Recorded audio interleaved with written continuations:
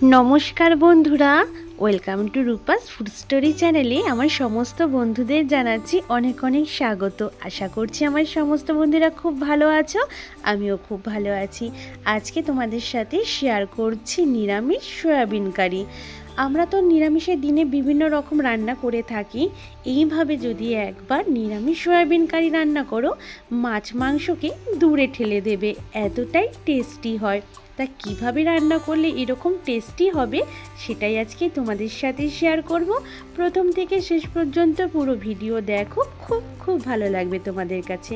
ঝটপট শুরু করে দিচ্ছি আজকে রান্না, আর কোথাও স্কিপ না করে পুরো রেসিপিটা দেখে নিও। এখানে নিয়ে নিয়েছি আমি সয়াবিন তোমরা কম বেশি করে নিতে পারো যে যতটা রান্না করতে চাও। আর এখানে নিয়ে নিয়েছি একটু ক্যাপসিকাম, ভালো করে কেটে ধুয়ে পরিষ্কার করে নিয়েছি। এখানে একটা মশলা তৈরি করব, তার জন্য নিয়ে নিয়েছি 4 মগজ। এখানে 4 মগজ নিয়ে নিয়েছি, 10-12টা কাজু বাদাম আর একটু চিনে বাদাম দিয়ে দিয়েছি। এগুলোকে গরম জলে একটু ভিজিয়ে রাখলাম, নরম হয়ে গেলে পেস্ট করতে খুব সুবিধা হবে। এখানে নিয়েছি একটা বড় সাইজের টমেটো কুচি, একটু আদার টুকরো, আর নিয়ে নিয়েছি কাঁচা লঙ্কা। ঝালটা নিজেদের পছন্দ অনুযায়ী ব্যবহার করবে, যে যতটা ঝাল খেতে পছন্দ করো। অল্প একটু জল দিয়ে, জলের দরকার পড়বে না, টমেটোতে যে একটা জল থাকবে সেই জলেই কিন্তু খুব সুন্দর একটা মশলার পেস্ট তৈরি হয়ে যাবে। দেখো আমি মিক্সিতে খুব সুন্দর করে পেস্ট করে নিয়েছি। আর এখানে বাটির মধ্যে যে বাদামগুলো ভিজিয়ে রেখেছিলাম আর 4 মগজ, সেটাকে ছোট মিক্সিং জারের মধ্যে একেবারে পেস্ট করে নিচ্ছি। সব কিছু যদি গুছিয়ে নেওয়া যায় রান্নাটা করতে কিন্তু বেশিক্ষণ টাইম লাগে না। তাই আগে মশলাগুলো সমস্ত পেস্ট করে নিচ্ছি, রান্নাটা ঝটপট হয়ে যাবে। অল্প একটু জল দিয়ে সুন্দর করে একটা পেস্ট তৈরি করে নিয়েছি। তো আমার এখানে পেস্ট কিন্তু একদম কমপ্লিট হয়ে গেছে, নামিয়ে রেখে দেব। আর এইদিকে কড়াইতে গরম জল বসিয়ে রেখেছিলাম, জলটা গরম হয়ে গেছে। দিয়ে দিলাম একটু, যতটা সয়াবিন আমি রান্না করব ঠিক ততটাই সয়াবিন আমি এখানে দিয়ে দিয়েছি। তো সয়াবিন সবসময় গরম জলে সেদ্ধ করাই ভালো, তাতে সয়াবিনটা খুব সুন্দর নরম হয়, ভেতর থেকেও শক্ত থাকে না। এবার গরম জলে সয়াবিনটাকে দিয়ে 2-3 মিনিট একটু হাই ফ্লেমে রেখে দেব, তাতে কিন্তু সয়াবিনটা খুব সুন্দর সেদ্ধ হয়ে যাবে। সয়াবিনটা আমার সেদ্ধ হয়ে গেছে, গ্যাসটা বন্ধ করে দিলাম। এবার আমি জল ছেঁকে সয়াবিনগুলোকে তুলে নেব। এইভাবে সয়াবিনগুলোকে তুলে নেবার পর আমি এখানে ঠান্ডা জলের মধ্যে দিয়ে দিচ্ছি। ঠান্ডা জলের মধ্যে সমস্ত সয়াবিনগুলো দেওয়ার পর আমি 2-3 বার একটু জল পাল্টে ধুয়ে নেব, তাতে সয়াবিনের যে একটা কাঁচা গন্ধ থাকে সেটা কিন্তু আর থাকবে না। খুব ভালো করে জল চিপে এই সয়াবিনটাকে ধুয়ে তুলে নেব। একদম জল চিপে 2-3 বার আমি জল পাল্টে ধুয়ে পরিষ্কার করে নিয়েছি। এবার এটাকে ম্যারিনেট করব। সয়াবিনের মধ্যে দিয়ে দিয়েছি স্বাদ অনুযায়ী অল্প একটু লবণ, দিয়ে দিয়েছি একটু কাশ্মীরি লাল লঙ্কার গুঁড়ো, আর দিয়ে দিচ্ছি এখানে 1 চামচ পরিমাণ বেসন। আজকে রান্নাটা যেভাবে করছি তোমরা ঠিক নিরামিষের দিন একদিন হলেও এই রান্নাটা করো। ভাত, রুটি, লুচি, পরোটা, ফ্রাইড রাইস, নান, যেটা দিয়েই খাও না কেন দুর্দান্ত হবে। নিরামিষের দিনের একটা দারুণ কম্বো রেসিপি। খুব ভালো করে চামচ দিয়ে এটাকে মেখে নিলাম, তোমরা চাইলে হাত দিয়েও মেখে নিতে পারো। তা খুব ভালো করে মেখে নিলাম।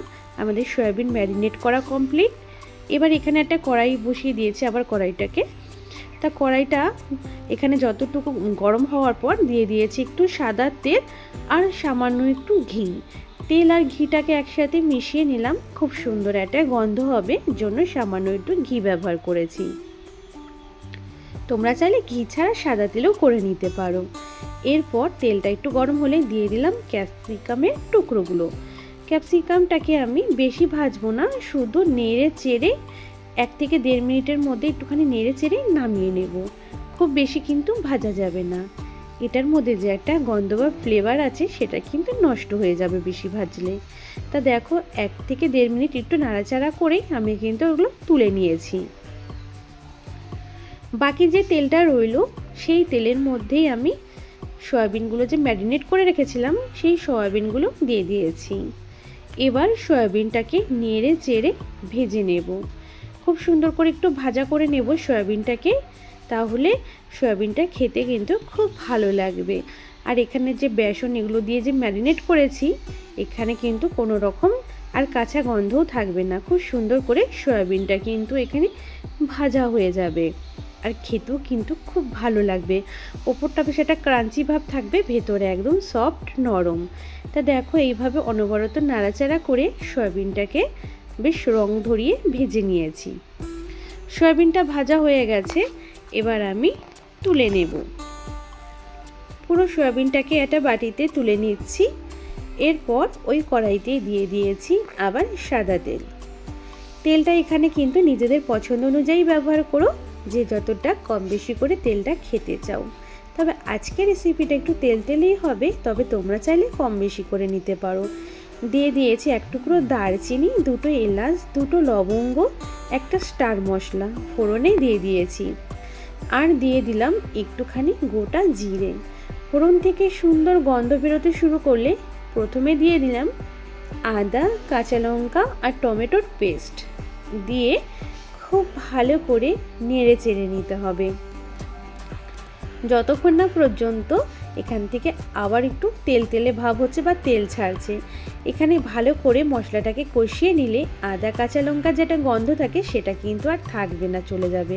দিয়ে দিলাম স্বাদ অনুযায়ী লবণ, কাশ্মীরি লাল লঙ্কার গুঁড়ো, দিয়ে দিয়েছি এখানে আমি ধনিয়া গুঁড়ো আর স্বাদ অনুযায়ী একটু চিনি। খুব ভালো করে মশলাটাকে কষিয়ে নিতে হবে। বেশ আমি এখানে 3-4 মিনিট হাই ফ্লেমে রেখে মশলাটাকে খুব ভালো করে কষিয়ে নেব। যেহেতু নিরামিষ রান্না, মশলা যত কষানো হবে আমাদের রান্নার স্বাদও ততগুণ বেড়ে যাবে। তারপর মশলাটাকে খুব ভালো করে 3-4 মিনিট হাই ফ্লেমে কষিয়ে নেবার পর দিয়ে দিলাম এখানে যে বাদামের পেস্ট আর চারমগজ একসাথে পেস্ট করে রেখেছিলাম, সেই পেস্ট দিয়ে দিয়েছি। আবারও কিন্তু খুব ভালো করে এগুলোকে একদম ঝাঁকানাকা করে একদম এটাকে কষিয়ে নিতে হবে। এমনভাবে কষাবো যাতে কষতে কষতে মশলা থেকে আবার কিন্তু একটা তেল ছাড়তে শুরু করবে। প্রথমে কিন্তু তেল দিয়ে ভালো করে মিশিয়ে নিতে হবে মশলাটাকে, তারপর অনবরত নাড়াচাড়া করতে থাকবো। এখানে দেখো এই সময় কিন্তু নাড়াচাড়া বন্ধ করলে চলবে না, যেহেতু বাদাম আছে নিচের থেকে লেগে যেতে পারে। তাই এখানে অবশ্যই এখানে খুব ভালো করে নেড়ে চেড়ে নিতে হবে মশলাটাকে। বেশ কিছুক্ষণ ধরে কিন্তু মশলাটাকে কষিয়ে নেব। রান্নার স্বাদ আসবে এই মশলা কষানো থেকেই। কিন্তু যত ভালো মশলা কষানো যাবে ততই কিন্তু রান্নার স্বাদ দ্বিগুণ বেড়ে যাবে। আর তাড়াহুড়ো করে যদি কষানো হয় অল্প সময়ের মধ্যে, তাহলে কিন্তু এটা ঠিকঠাক টেস্ট কিন্তু আসবে না। খুব ভালো করে কষিয়ে নিয়েছি। দেখো মশলা থেকে কিন্তু কষানোর পর বেশ সাইড থেকে তেল ছাড়তে শুরু করে দিয়েছে।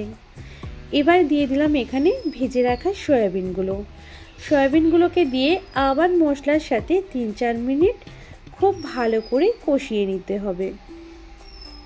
মানে রান্নাটা যতটা মশলা সয়াবিন যত কষানো হবে ততটাই টেস্টি হয়ে উঠবে।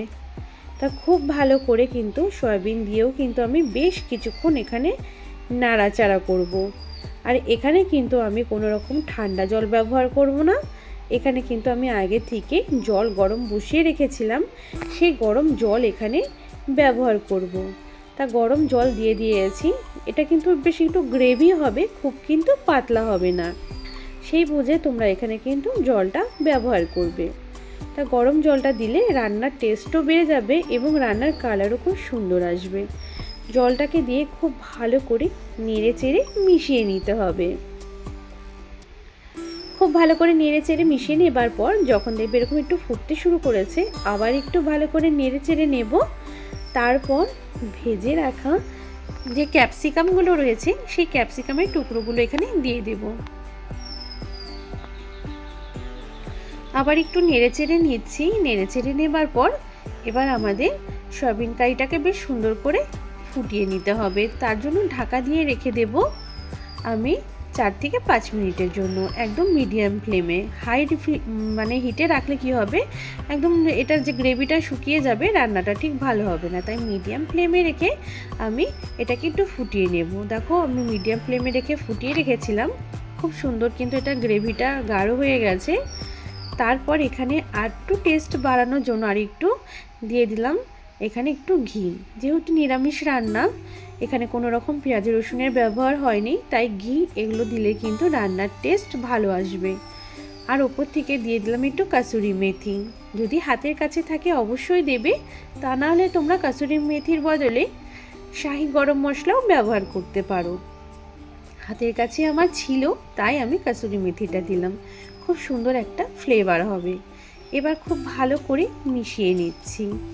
এই সময় কিন্তু তোমরা নুন মিষ্টিটা অবশ্যই চেক করে নেবে, কারণ সব সময় কিন্তু পরিমাণটা ঠিক হয় না, তাই নুন মিষ্টিটা অবশ্যই দেখে নেবে, প্রয়োজন পড়লে একটু দিয়ে দেবে। তাই এখানে ভালো করে আবার সব কিছুকে মিশিয়ে নিচ্ছি। মিশিয়ে নেবার পর এটাকে কিন্তু আবার একটু ঢাকা দিয়ে রেখে দেব স্ট্যান্ডিং টাইমের জন্য। তাতে কি হবে, এই রান্নাটা থেকে খুব সুন্দর তেলটা কিন্তু বেরিয়ে আসবে। তা ঢাকা দিয়ে একটু স্ট্যান্ডিং টাইমে আমি রেখে দেব কিছুক্ষণের জন্য। তারপরে দেখবে কত সুন্দর রান্না থেকে একটা তেল ছেড়েছে, দেখো উপরে তেলটা ভেসে উঠেছে। এরপর আমি প্লেটে সার্ভ করে নিচ্ছি সয়াবিন কারিটাকে। আর আজকের এই দুর্দান্ত স্বাদের সয়াবিন কারির রেসিপিটা তোমাদের কাছে কতটা ভালো লেগেছে অবশ্যই কিন্তু আমাকে কমেন্টের মাধ্যমে জানাবে। খুব খুশি হই তোমাদের কমেন্ট পেলে, এবং আরও নতুন নতুন ভিডিও বানানোর আগ্রহ বেড়ে যায়। আর আজকের রেসিপিটা ভালো লাগলে অবশ্যই প্লিজ একটা লাইক করে দিও, এবং এই রেসিপিটা আরও অন্যান্য বন্ধু, নিজেদের ফ্যামিলি বন্ধুর মাঝে একটু শেয়ার করে দিও। যে সমস্ত বন্ধুরা নিরামিষ খায় সেই সমস্ত বন্ধুরাও রেসিপিটা দেখতে পারবে, এবং প্রত্যেকেই কিন্তু নিরামিষের দিন এইভাবে সয়াবিন কারি রান্না করলে বাড়ির ছোট থেকে বড় সবাই কিন্তু আঙুল চেটে পুটে খাবে, এতটাই টেস্টি হয়। আর এটা শুধু ভাত নয়, রুটি, লুচি, পরোটা, নান, ফ্রাইড রাইস সব কিছুর সাথে খেতে অসাধারণ লাগবে। আজ তাহলে এই পর্যন্তই, আবার নতুন রেসিপির সাথে হাজির হয়ে যাব। বাই।